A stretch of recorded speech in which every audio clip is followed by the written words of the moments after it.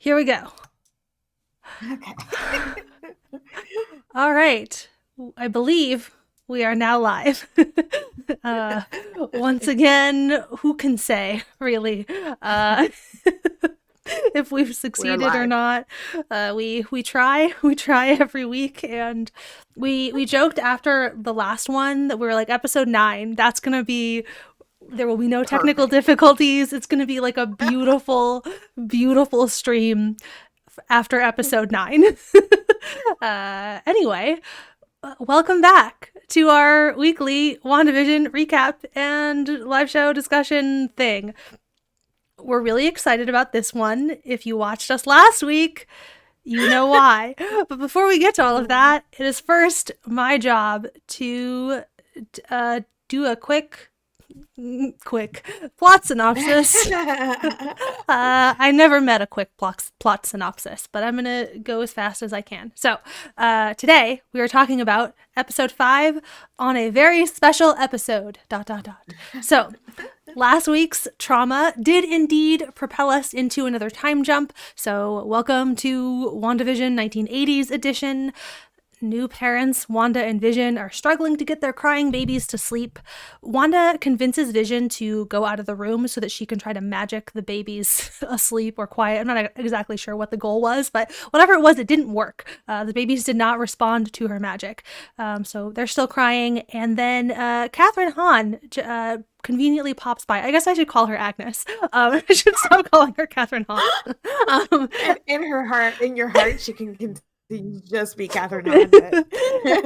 Agnes conveniently pops by to help them. She's got all the answers, but when she comes in, Vision gets all sort of like paranoid dad and doesn't want her to touch the babies. And Agnes gets sort of confused and she pauses and she turns to Wanda to ask if she should take that from the top. Vision is like, my notes literally say Vision is like question mark, question mark, question mark. And I think I wrote that like 4 times.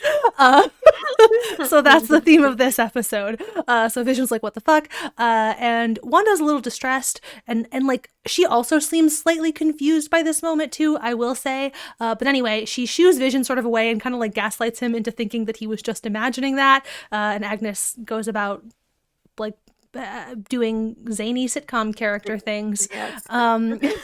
while they have their sort of side chat, and Vision is like, what's happening? And Wanda's like, oh, we're just sleep deprived, stressed parents. Don't worry about it. So anyway, but while Agnes is in the house, the twins suddenly become like toddlers. I don't know exactly how old they are, like 3 or 4 maybe. And Agnes is completely unfazed by this. She just like makes more sitcom jokes about it. Later on in the episode, the boys find a dog and they beg to keep it. Wanda like magics up a collar for them, and Vision again is like, what the fuck?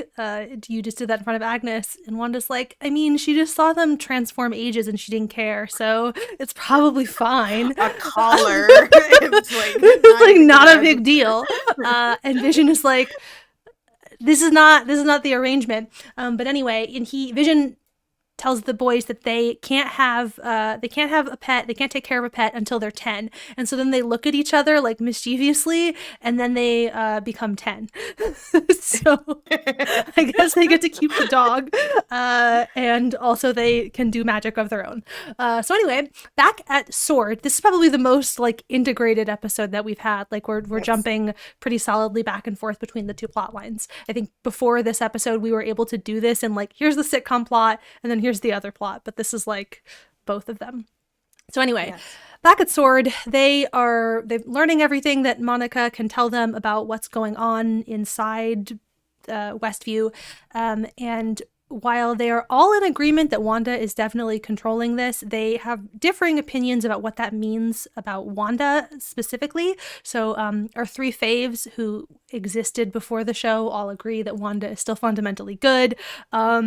S.W.O.R.D director Haywood insists that Wanda is a terrorist, and he proceeds with all the delicacy of a high-ranking military official who thinks that somebody is a terrorist.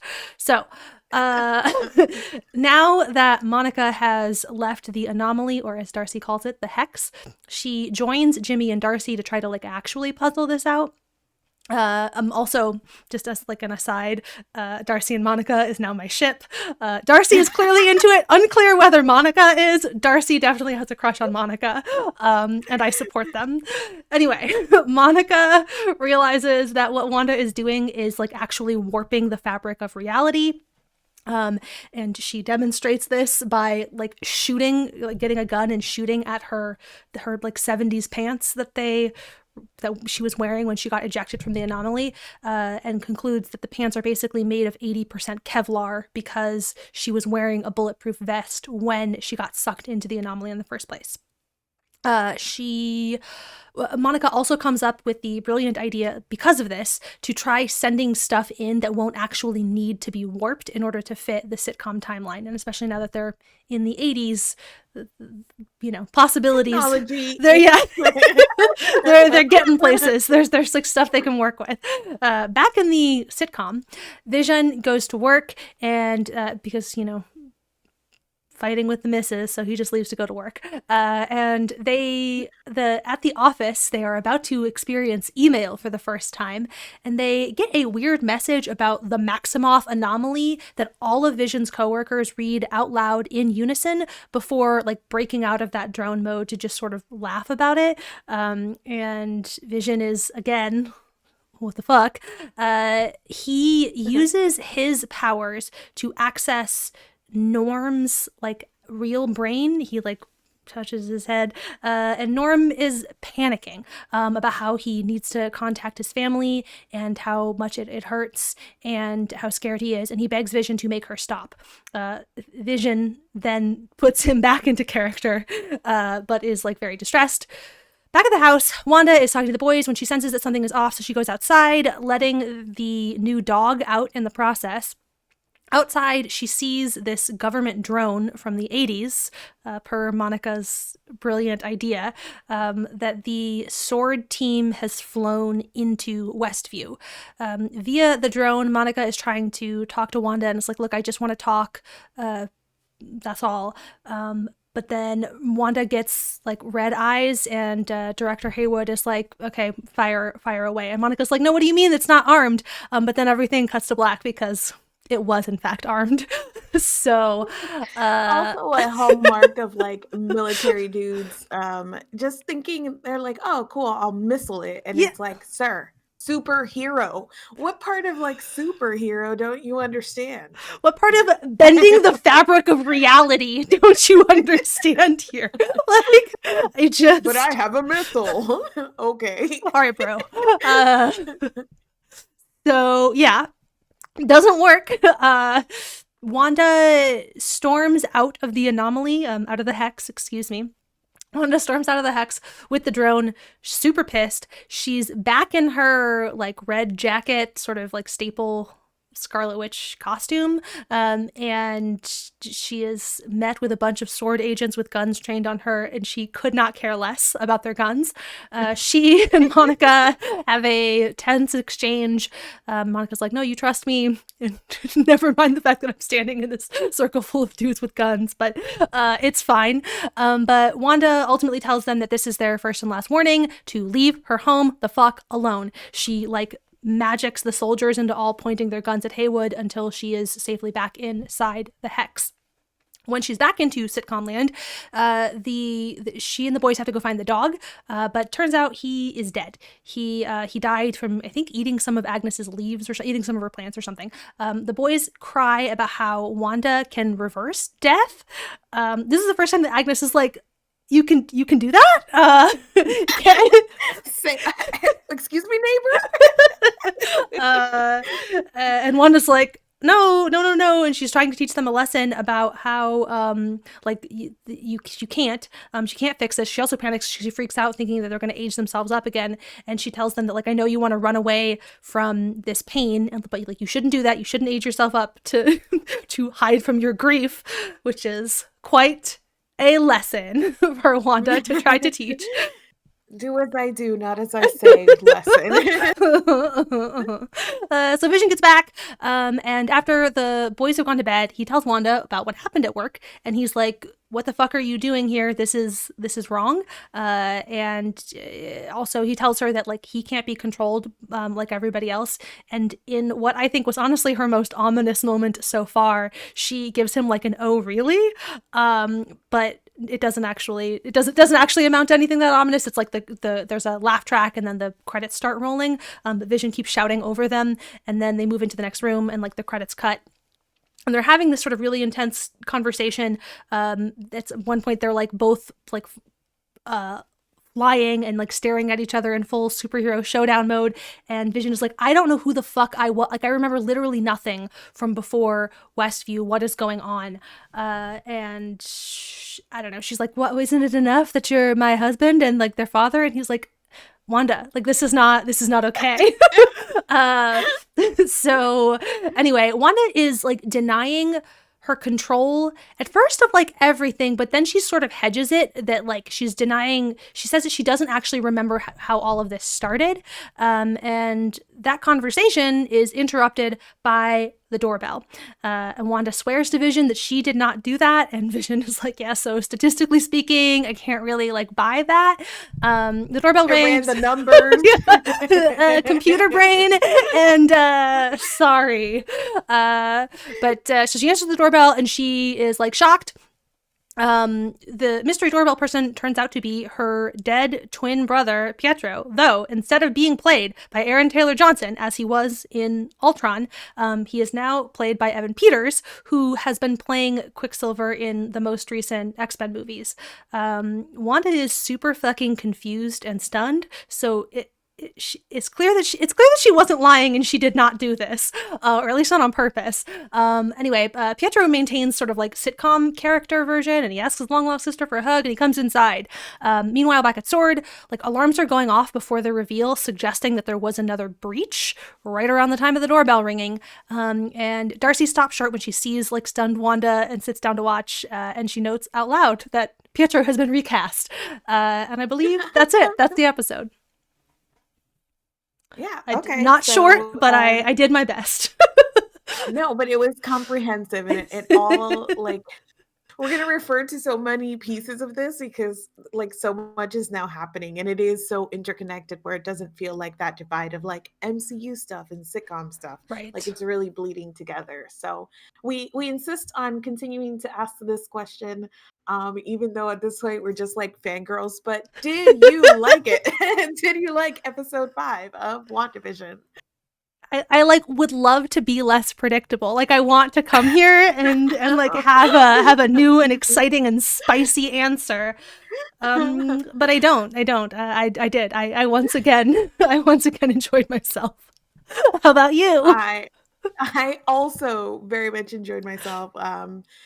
Yeah, I'm loving this so much, and that's not changing week over week. It's only I it's being compounded as it like we're starting to put everything together and complexities are being revealed. So yeah, loving this still. Now when I watched, I immediately went to our chat and was like, hello, have you watched? Because I howled, I screamed, I lost my shit. Because if you watched last week, we had a whole like laugh breakdown when I basically said, what if this is a reanimated corpse that we're seeing as Vision? Because we get that flash of him looking like a corpse, and I was like, well, what if she's like controlling his dead body? And then we went down the zombie road, a zombie road trip, crossing one state line, and we laughed until we cried. And this week the episode said, yeah. And we've been keeping, first of all, the episode said we've been holding on to Vision's corpse for 5 years like a bunch of fucking weirdos. But a couple days ago, Wanda, or days, weeks, whatever, at some point around the beginning of this season, of when the show starts, right before the show started, Wanda did indeed go steal that corpse. And I don't know if we're ever going to get her journey from S.W.O.R.D headquarters to Westview, but I think that does mean that off screen we had a little zombie road trip.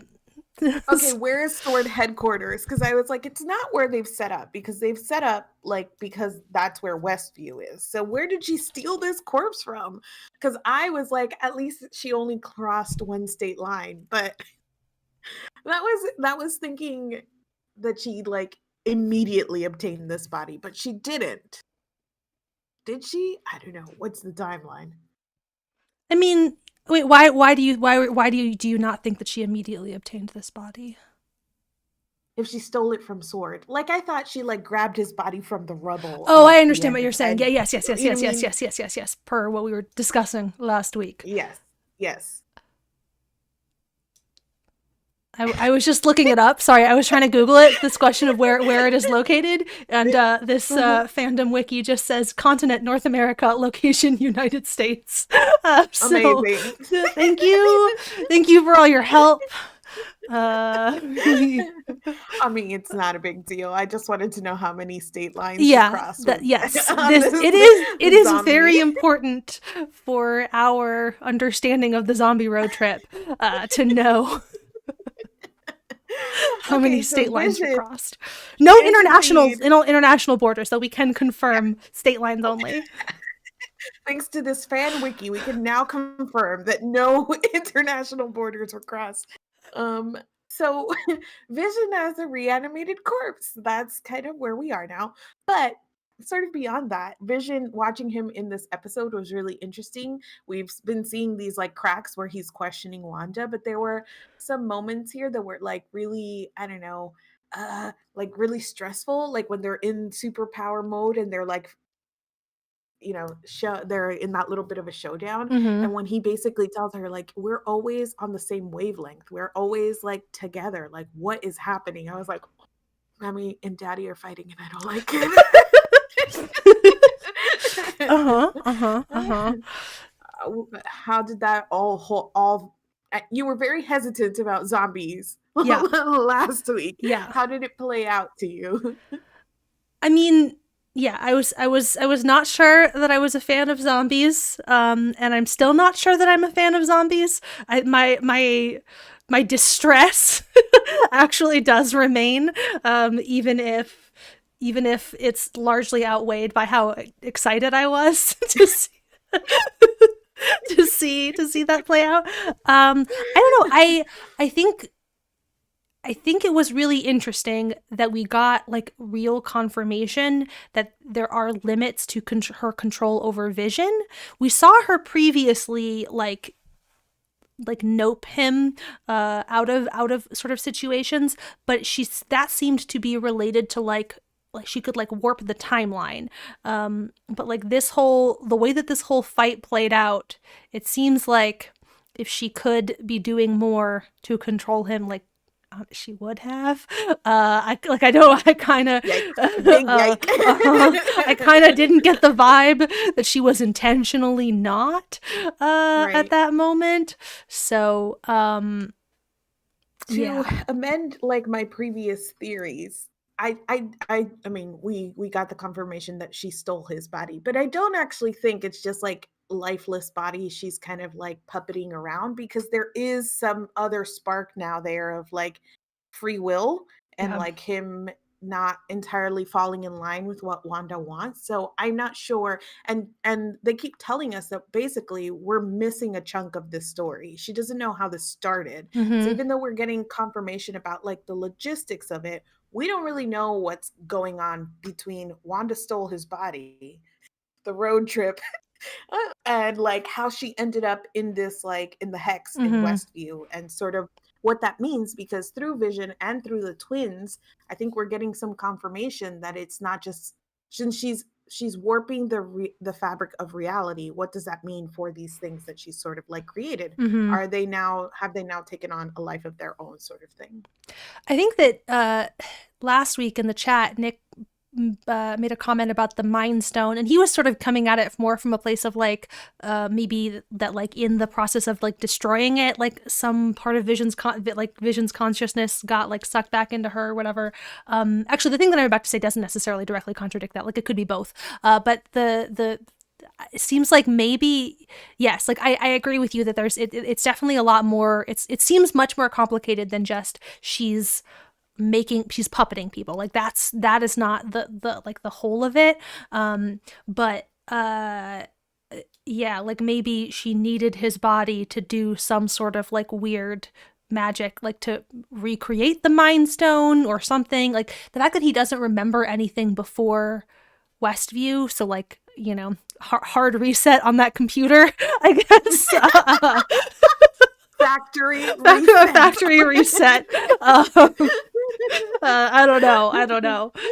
Yeah, it's funny too, because I will say, like, so, you know, all the things that we got right last week, I was like pretty all in on the idea that she was solely responsible, and now I am equally as convinced that she is not solely responsible. I think some, like in the chat, there's some of that going on as well.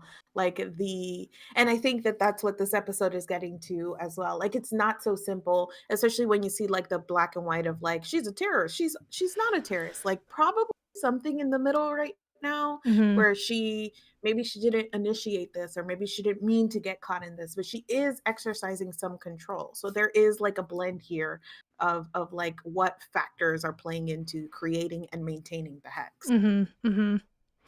The control thing is especially, yes. So even if, like, say she didn't, you know, like initiate this, let's say this is something that she got sucked into, but like but once she is in it, as a consequence of being who she is, she has agency that nobody else in this little world is able to have. Although the twins now seem to have have some full agency, it seems. Yeah. And Vision seems to be acquiring ever greater agency as it goes on.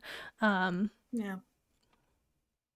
Which is, yeah, I don't know. I think that piece of this is also really interesting, and I'm curious to see like where they take that, because I think that is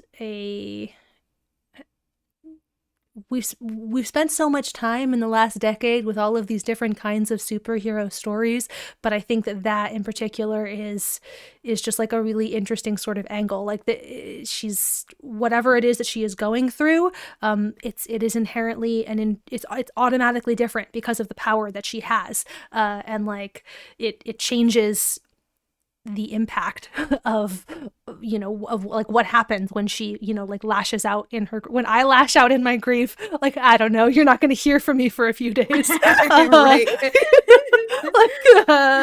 I don't know. Wanda is, this is happening. Although, yeah, I have okay, wait, while we're on this like intentionality sort of thing, I have another thought. Again, in my like commitment to the idea that there's something else going on with Catherine Hahn, and I have two sort of separate, completely unrelated ideas from this episode that I do want to discuss, but they didn't actually specify that Wanda was the one that was doing that. They just said she. So it's also possible that there is like that the big bad is that there's like that there is going to be some other like big bad here who like created this situation. And that's it. That's the full thought. That maybe maybe that's part of it. That's all it. That's all I wanted to point out. I mean, and and that falls in line with Wanda having some control. But if somebody is also exercising some sort of control over Wanda or convincing her of something, which kind of also meshes with sometimes she's very confused herself of like, wait, I don't know, like, I'm not doing this. I don't know how this started. Like, so there are some blanks for her. So the idea that somebody could be manipulating her and through her power, she's now controlling certain aspects of this. That's interesting. Yes. And actually, so I said my two Catherine Hahn things were totally unrelated, but they're actually not. So there is actually a connected thread. They could be sort of one and the same. Because the other thing that I wanted to mention about her is the way that Agnes. So we get two examples of other residents of Westview behaving outside, acting outside of the sitcom in this episode, but they're really, really different. Like when Vision does the thing with Norm is clearly like very, very upset and distressed and like panicked and anxious. Agnes has this moment where she's just like, dude, you did the like that's bad take. Like Wanda, do we go back to the top? Like what are we doing here? And I don't know, like I that in my head these were originally sort of two very, very separate things, but it's also possible that could be a, like, to the point that you just made about like that maybe she's being manipulated into this, that there are elements of this that are like ways in which it's being spun back onto her to make her feel like she has sole control over it, when actually there is, you know, she is the one who's ultimately being puppeted a little bit here.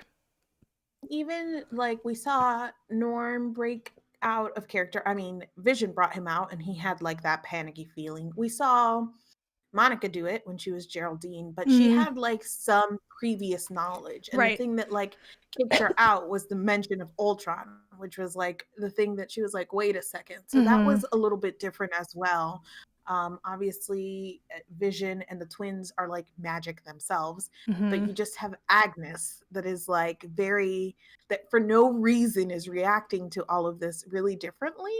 And even in breaking out and like acknowledging it, all of the acknowledgments we've seen have been of the circumstance. So even the doctor, like, I can never leave here, but never of the sitcom. We've never gotten anybody say like, run it back from the top, or like, did I, you know, like that was a bad take. So that was like, I was like, girl, like that's too much knowledge. How do you know that this is like, you know, in those parameters? So I'd be almost a little bit disappointed if Agnes wasn't something else, because I think that they've given enough hints that she needs to be. Yes, 100%. She needs to be. There needs to be more going on with Agnes. I'm scrolling through the chat right now. A lot of X-Men. I don't follow the X-Men movies, so their timeline is just a big jumble in my brain. Yeah, their timeline also is like kind of bounced around too. So the intentionality is distinct, but one of the things that it sticks with me is that X-Men Quicksilver is much older than this universe's Wanda. Oh. Interesting. Oh yeah, okay, yeah. Because yes. Those sorry, movies were coming out. They like, were well, no, not only, but they were set older, like the Jean Grey, like that's they were like in the 80s. Yes, okay, yes, that makes sense. That is very interesting. But also, yeah, that just seems like part of the sort of, I don't know, like multiverse-ness of this, that like either he is some sort of weird construct of like the larger string pulling thing, or it's, you know, like multiverse weirdness, that like the implication is that the X-Men, like that all of the X-Men movies, all of that was happening in an entirely other universe, and that now there is like some sort of like a bleed that's happening, that like he got plucked out of that. They're in the 80s. It actually makes sense. That's what they're in the 80s. Yes. Oh, the page just said, yeah. That's amazing. Yeah, that's like really interesting. Yeah. That sort of crossover. I mean, we're gonna talk about like all of the Marvel pieces of this. So there were two like sitcom-y, and the way that this crosses over too, because there were like two very sitcom-y things here that were like sort of played for laughs, but then are very like actually impactful. So one is like the aging up of the kids sort of thing, where they're just like suddenly older, and then you're like, aha. And then also like the recast or whatnot, which you know, Darcy has kind of that line at the end, which I think is meant, it's almost, it was like both clunky but also funny. Like, I'll allow it. Like, that when you recast him was kind of like, okay. But thankfully it was there, because I did not recognize this man at all. I don't know how long it's been since I've seen like an X-Men movie. And so she said like the recast thing, and I was like, what? So I had to like Google it, like, who is this man? And I was like, oh, okay. Amazing. Yes. Yes, yeah, so that's the, partially there for everybody. If you don't know, what's going on here, here's your cue to get out the old Google and look this up. So it was like that line was like a little clunky, but also I needed it. So who am I to judge? In the chat, Miriam asks, I wonder if Wanda turning the hex boundary red has something to do with her like taking over from however this started, which is interesting. I don't actually have anything to add. I agree. That's an interesting. That's really interesting, and that seems plausible to me. But I take that back. That seems unlikely, though plausible. I guess that's how I feel.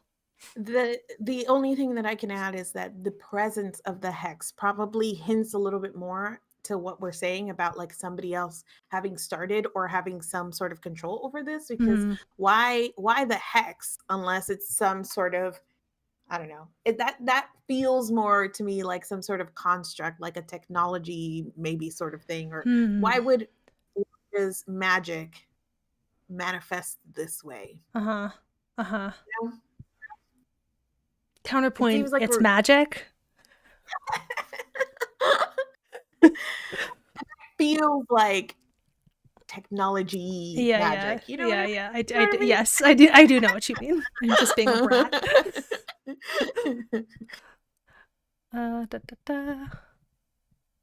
The aging part hit me as a mom. I was like, no, don't grow up. Yes, yeah. The when she's like freaking out about it too, she's when she stops to tell them like don't do it.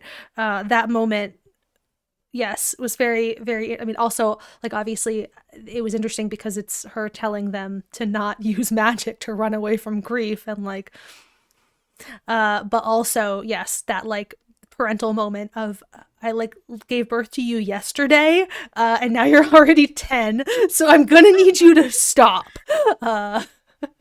Okay, on the lines of the kids and like everything that happened with them, we've talked throughout these episodes like the few times where Wanda seems more nefarious, or you get that reminder of like her magic and like what it's capable of or whatnot. The moment that was like a gut punch to me while watching was when she tries to use her magic to put the babies to sleep.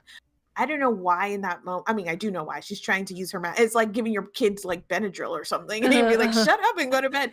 It just was so nefarious that she was like, well, I'm gonna magic them to sleep.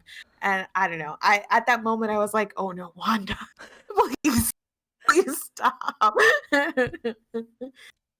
Yeah, I mean I did not get that vibe from that moment. In part because it's played very much in the like, sitcom. She's just a tired mom who wants her kids to sleep. But like it is that thing that you're describing is clearly why that moment is there though, right? Like, because it's the setup before we spend the rest of the episode basically going through, like a sort of like slippery slope, basically like, sure, now you're just, quickly trying to put them to sleep, but like what will that escalate into as they get older. And in fact, we don't even need to ask that question because look around at the town of Westview and what you are at least in some part responsible for. Unclear how much, but yes. Wanda, stop using your magic to manipulate other human beings. In the chat, a few people have brought up also the fact that we hear from Vision that there are no other children in the town, and like what that could possibly mean.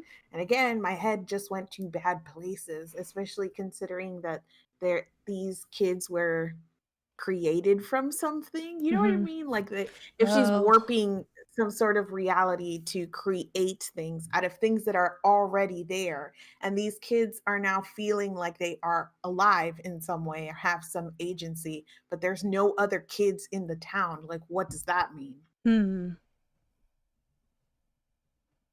I feel like I feel like I would be surprised if they took it that direction. Dark. That dark. Yeah, if only That's what you because said about zombie vision, all right? okay, but here's the thing. Zombie Vision doesn't murder children. yes, zombie Vision doesn't turn her into a murderer of children.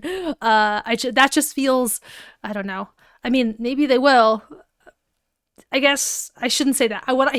Here's my thing. I hope they don't take it that direction. Let me just say, forget any what I expect them to do or not do. I personally hope that they do not do that, because that seems like a pretty long road to come back from. So she's murdering children, and I just, would be real sad if that's where they're going with this character.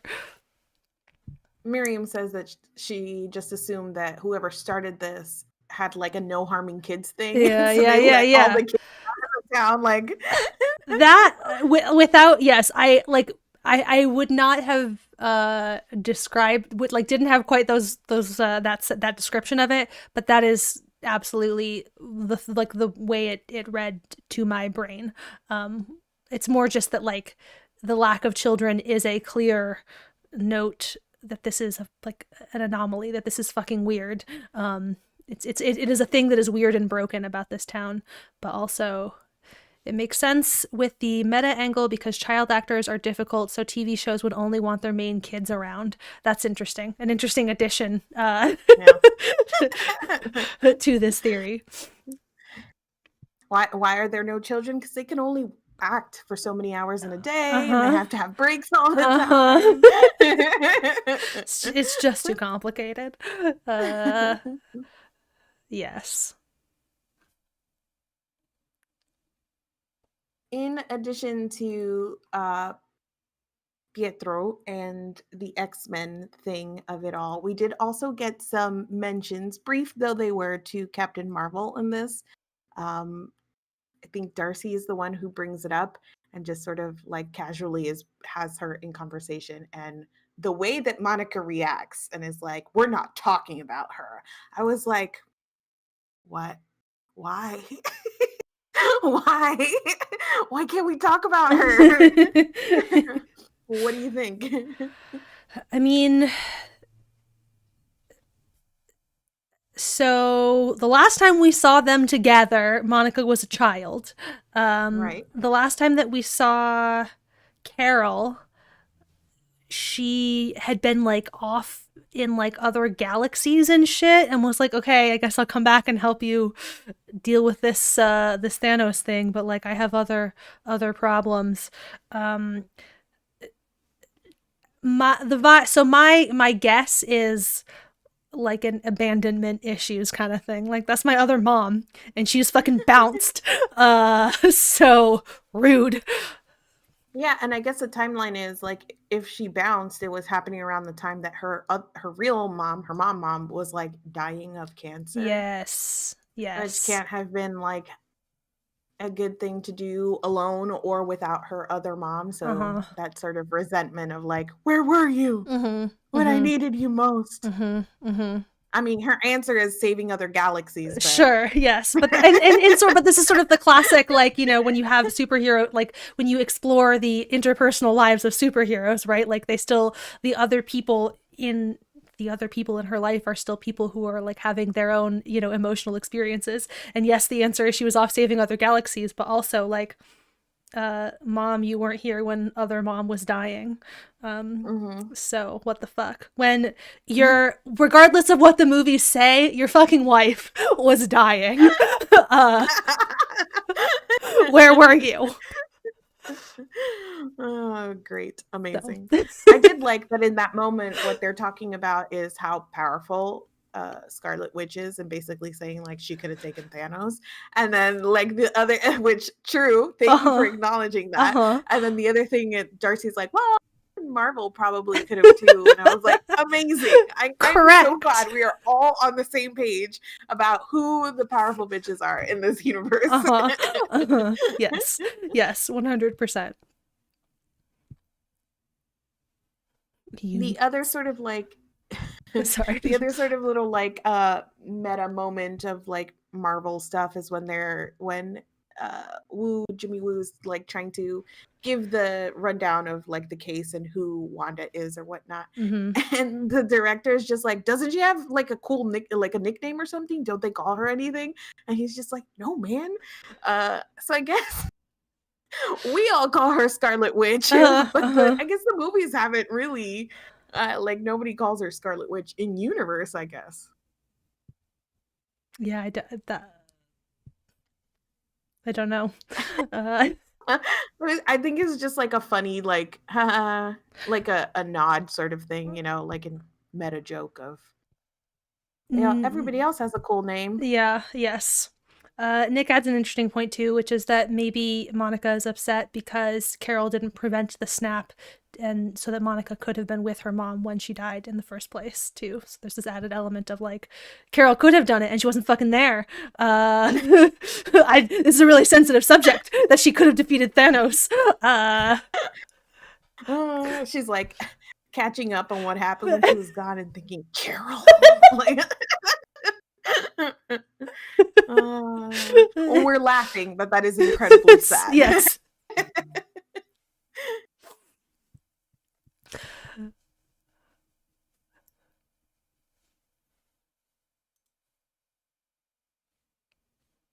Alrighty, I think that, I don't know, is there anything else like magic-y, Marvel-y in that vein that you wanted to cover?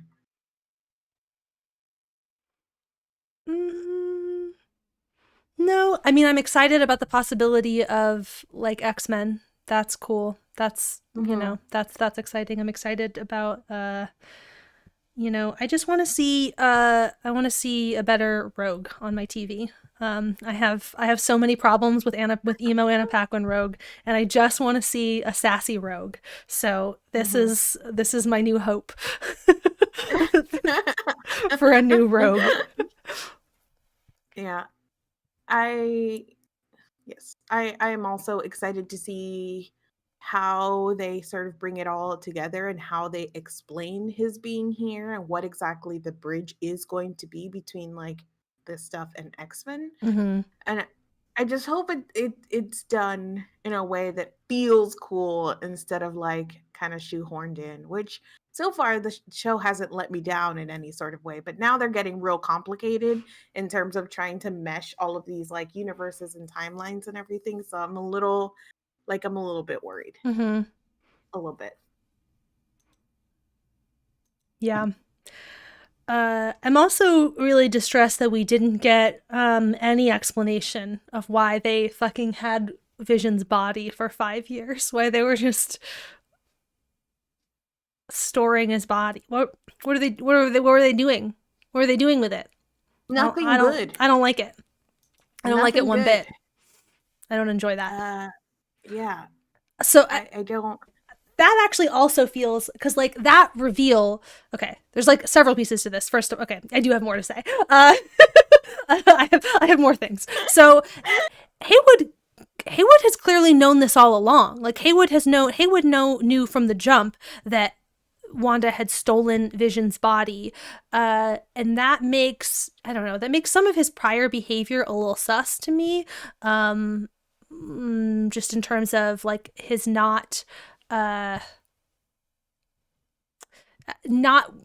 sharing that information, especially like with his people. I understand not sharing that information with like some of the outsiders that they brought in, but like with S.W.O.R.D people, withholding that information seems calculated in a way that feels suspicious. I mean, also I'm primed to dislike him because of his sort of military man shoot at it. That's really all we've seen him do. But all of that to say that like there is clearly more going on there, right? And since they don't address this question of why the fuck they were holding on to his body for 5 years, the chat is already getting to where I am going with this, which is nothing good. Like whatever they were doing with it was potentially, like suggestions in the chat are like having his dissecting him, storing.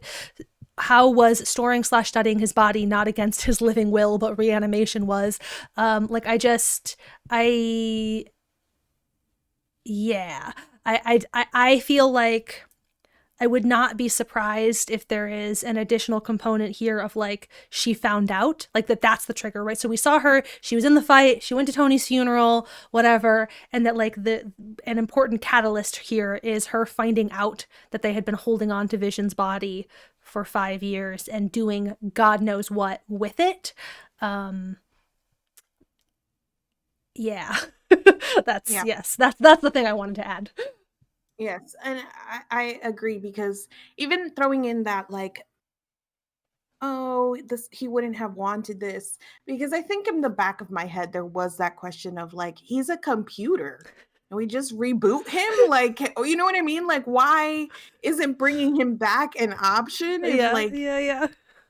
we can figure this out. He's a computer. But they threw in this line of like no, he didn't want it. Like that's not what he wanted to be. So it was a little bit like, okay, that's an answer. But also, I think that it was probably in there to hint at some reason why the zombie road trip happened in the first place. Uh-huh. But yes, that reveal was as much as I was screaming because of like the whole like body thing. It was also like, wait a second, why did they have his body like Uh-huh. that? That Uh-huh. felt really nefarious. Yes. My friend Lauren messaged me earlier today to say that she demands a webisode of Vision writing his living will. uh, I agree. Petition for just just a quick short. You can have him shoot it from home, like it's fine. You just need to put the makeup on, just like Yeah, I don't know. vlog style. Even the whole like I don't want to be used as a weapon thing. I don't know. It wasn't like my favorite little explanation that they sprinkled in. It felt a little hollow. Uh-huh. Yes, I agree.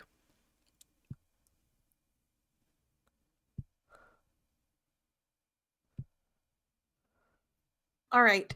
I'm sure if anything else, we think of anything else about this magic-y Marvel stuff, we will talk about it. But also there was sitcom stuff in here. We've talked a little bit about like the recast and the aging up of the character. But we were in a new decade, so this was like 80s sitcoms. So how did that work for you? How did it capture the 80s feeling for you compared to some of the other ones? I feel like it's hard to say just because it was so much less of the episode than like the Bewitched, like that it was a Bewitched episode. Like that's what it was. And then, and then like there were just sprinklings of oddity, whereas this was a whole this was like a like superhero this was a sci-fi thing first with just like sprinklings of a sitcom thing in the background.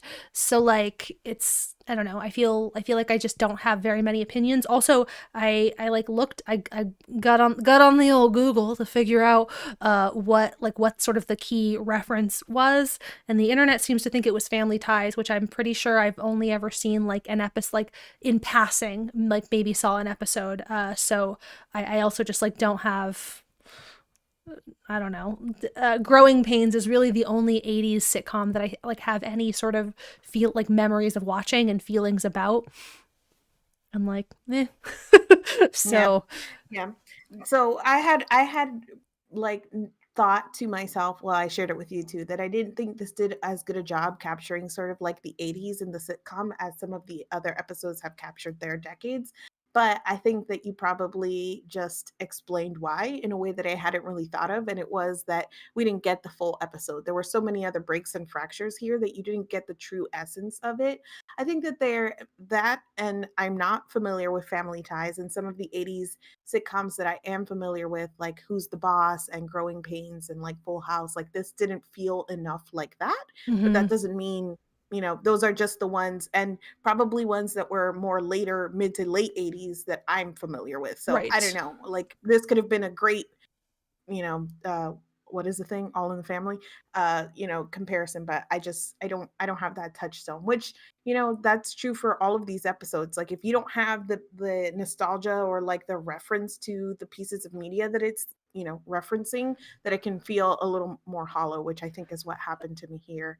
But I will say that the opening credits for the TV show I loved it. So Yes. 80s. Yes. So 80s. Like the song, the pictures of them like as babies and all of that. That was well done. Beautifully done. Nick is mentioning Step by Step. Nick, that Step by Step was my first like thought guess. That premiered in 1991. So no Step by Step. To be clear, that Step by Step was of things that I have seen. That was my first thought too. I was like, is that what we're going for? I don't know. And then I saw it, and so that was like a thing that I had in like Full House too, another one. But like that started in the late 80s. So like I feel like that is not like a fair. I don't know. I had a whole separate journey where I was just thinking about like what are 80s sitcoms and like how are you going to start to sort of frame this. And it also got me thinking about the ways in which like just in general as you get later in time the scope of things to choose from just gets wider, and so it becomes harder to zero in on things. And so like I don't know, there's that piece of it that was always going to make any later attempts at sitcom episodes a little bit less it just by virtue of being closer to the present, like one, you have more things to choose from, but you also have less, like it's less intrinsically retro, you know, like the first two episodes are in full black and white, and like so right. there's things like that that contribute to it. So like there's that piece of it, but then I do think the bigger piece is just the fact that like we're getting the episodes are less, I assume they're going to remain this way, less and less full sitcom episodes. We might, I feel like maybe they'll like throw us off in like episode like 7 or 8. We'll get like, you know, something will happen and then we'll get like another sitcom episode. And then, you know, but otherwise it feels like we're moving more to sci-fi. But I agree with everyone in the chat that not only was the opening sequence fantastic, but all of the Baby Vision stuff was truly, yes, Baby Vision stole the show. Big agree. I think that one of my things that I was like picking up on was the way that Elizabeth Olsen was using a lot of some of the same like cadences to the way that she was speaking and like mannerisms that felt more like that 60s and 70s era, but that would make more sense if they were more focusing on like early 80s stuff, so like right in that like transition. But I don't know, because it's so weird because I've got the 60s and the 70s nostalgia, but early 80s is just missing for me. I mean, obviously I wasn't born, but I wasn't born for that other stuff either. I just have that gap of that time, and then I pick back up again late 80s, early 90s. My theory on why I also have this gap, and my theory on why this is, we talked about this in the first episode about all the time that we like both spent watching Nick at Night as kids. And so like the time that I was watching Nick at Night, a lot of the 80s stuff wasn't, this was, you know, we're talking like mid 90s, so it wasn't old enough yet to be like Nick at Night staples. I feel like Happy Days is maybe the latest, like Happy Days and Three's Company, like Three's Company is probably the latest thing that I can recall from that time. And then like 90s stuff I know because of watching like when it was on. Like I remember being a kid, like Step by Step example, that was TGIF. My whole family sat down. There was a period of like a year or two where like literally every Friday my family sat down on the couch. We like had our little TV dinners and we watched all of the TGIF lineup. So like those things I remember in real time. And so like that's my theory on why the 80s, why I have this sort of big 80s gap. The chat is agreeing. Lack of representation in reruns. Yes. So the other sitcom thing also The Facts of Life is one that I like dimly recall from early 80s. Like I think that's the only one that I think I've seen. That one I've seen some episodes of. I just had to Google it to make sure. I was like they're the girls and they're in like the school. I had a brief moment. And that one premiered in 1979, Google tells me. So that's, I think, the one and only show that I know from this era. The other sitcom-y thing, so we get confirmation because everybody was asking themselves like why we keep switching decades.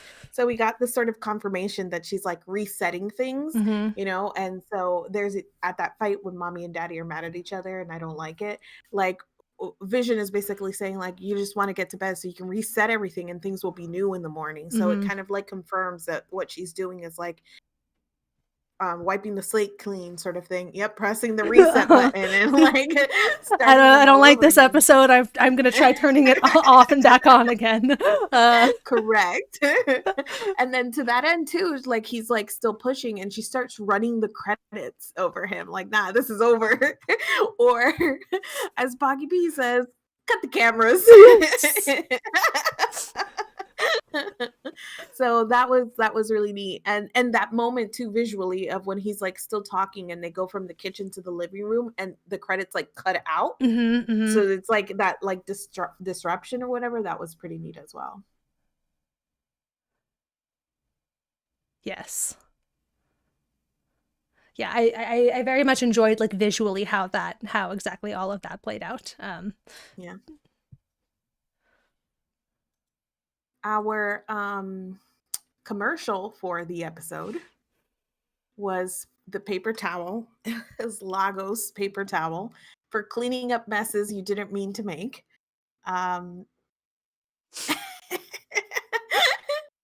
uh, which has like I guess an in sitcom, like an in story explanation, especially considering all we're saying about like what Wanda is doing and the control she's currently exercising and sort of the fallout of that, and especially because we see Norm like freaking out and panicking as a result of what she's trying to do, which is keep her family together, have this life that she wanted. So all of that, but also I think Lagos is a reference to some things that we've seen happen previously in the MCU. So that was, gosh, I don't remember what movie, but I want to say a civil or it's the Captain America one that's basically an Avengers one. Civil War, yeah. Yes, and Scarlet Witch ends up killing some innocent bystanders because of something that she does. So it's like, and it happens in Lagos. So the whole like for cleaning up a mess you didn't mean to make thing was like not even the heart, just pulling up all of Wanda's trauma here. Yep. No peace for Wanda. Yes. Yeah. That was the it wasn't just, and she wasn't the only one, but that was the whole thing that was like the Sokovia Accords and like that whole should we be reined in or should we be allowed to do whatever the fuck we want as superheroes? So it is interesting to have that question be brought back up again here. And on the heels of like defeating Thanos too, which like that the defeating Thanos and like executing the unsnap and whatever is a bit of a okay superheroes, I guess you can do whatever the fuck you want moment. And then this is like all of this is, but maybe not. We are not currently in mortal danger, so maybe we can. But to your point that you were saying earlier, like, okay, if I lash out in grief, nothing happens. But if Wanda lashes out in grief, yeah, there are some messes that maybe she didn't mean to make, but like that is the reality of the immense power that she wields. So to bring that back up here is also like a nod to these questions of like, what does it mean to be a superhero who's grieving, who loves, and who, because just like us in terms of emotions, like us in terms of the consequences of those emotions. Correct. And yes. The impact, like the impact of losing control, and just like I mean, even so, the like going back to that sort of Civil War question of like it's a like a liberty sort of thing of like we should be allowed to go and like save people just because we can, but it's also this thing of like there is a point at which you have so much power that like you in effect have more freedom than other people. Like there's no like you get more freedom and more agency than everybody else, and so it's a question of whether or not like that should be checked in some sort of way. Yeah. We're getting on an hour here, so I scrolled through the notes, and the only other thing that I wrote down that we didn't get to was Agnes and the puppy. So we talked a lot about Agnes and sort of her role in this. But I had a question watching as the whole puppy thing happened, and the puppy just so happens to die in her yard. And like the explanation and her like wrapping it up or whatnot also felt a little off to me. I could be wrong. It could just be like a sitcom thing that the puppy died or whatever.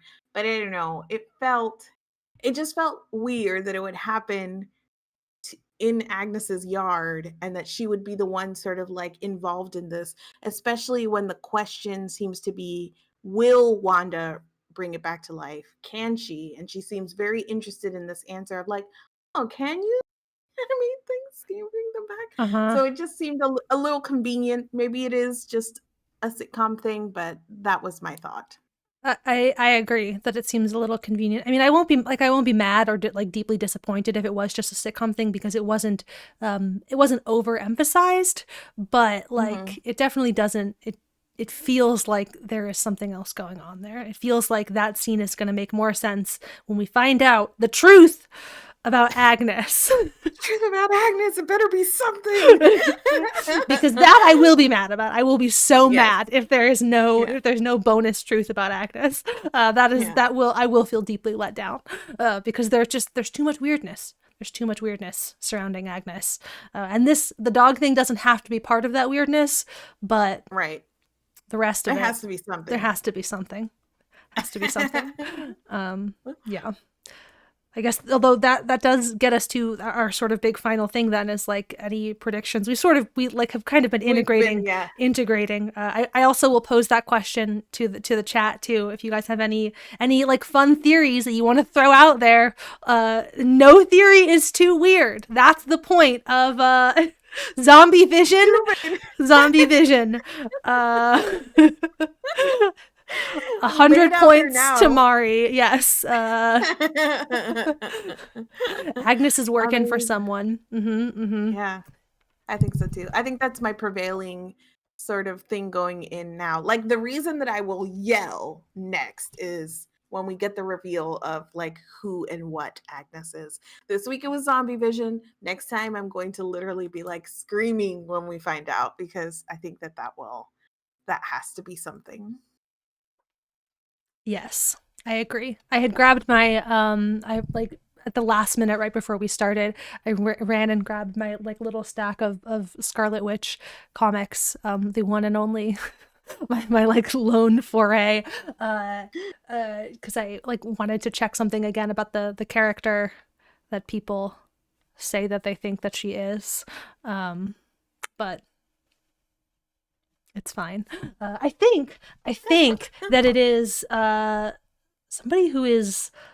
She's got this ghost friend at the beginning of the. I don't know. She's got like there's a like somebody who is dead who's just like haunting her specifically.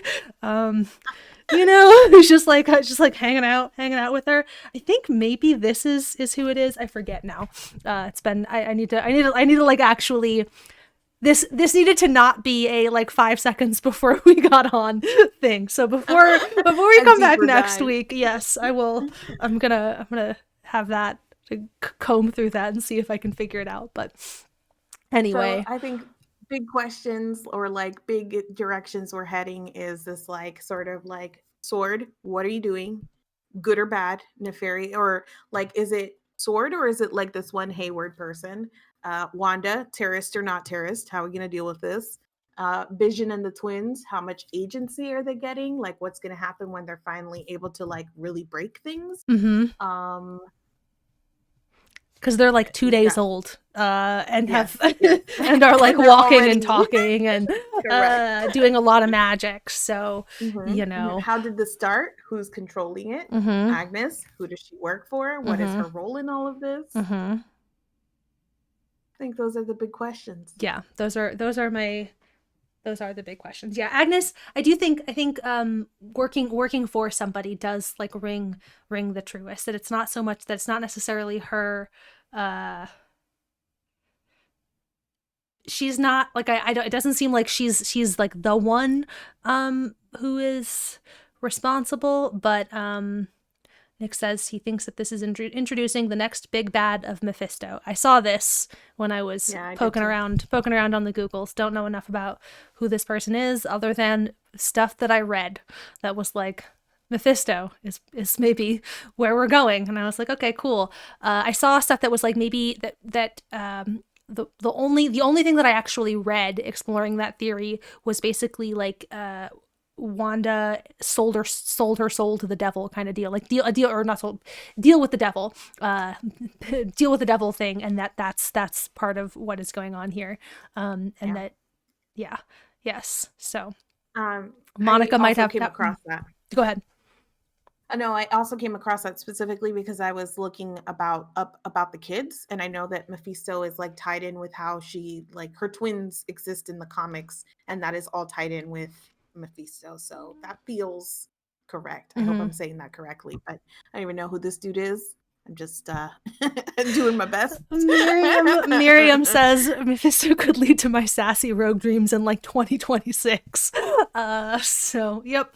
Okay. Yeah, that does sound. Dreaming the long dreams. You know, that's fine. I might not be leaving my house until. I don't want to think about it. Too dark, too sad. too dark, too sad. Child murdering, we can talk about, we can speculate about. Not leaving my house till 2026. Too dark, too sad. Can't go there. Also, some theories that Monica has powers now, possibly. Yeah, I mean that would totally make sense. Like her being in there. And like the general sort of weirdness. Oh yeah, because it's a detail that I didn't include in the synopsis, which is that they were running tests on her, and the machines were like, we can't. Like the tests were coming back null. Blank. Yeah. And so something weird clearly happened to Monica while she was in there. And Tiana Paris is in several of the upcoming. Like this is her introduction as a character. Like she's coming back around. So. Yes, seems very, very likely that either being in the anomaly or the way that she was catapulted out of it gave her powers of some sort. TBD what they are. I have no guesses, and I don't care. Powers good, guesses. Amazing. Yes. All right. You got anything? Any additional thoughts? Anything else you want to add? I think we did it. We did it. We did another round. I don't feel we didn't get any gems quite on the level of Zombie Vision, unfortunately. Oh. So that was a once in a lifetime.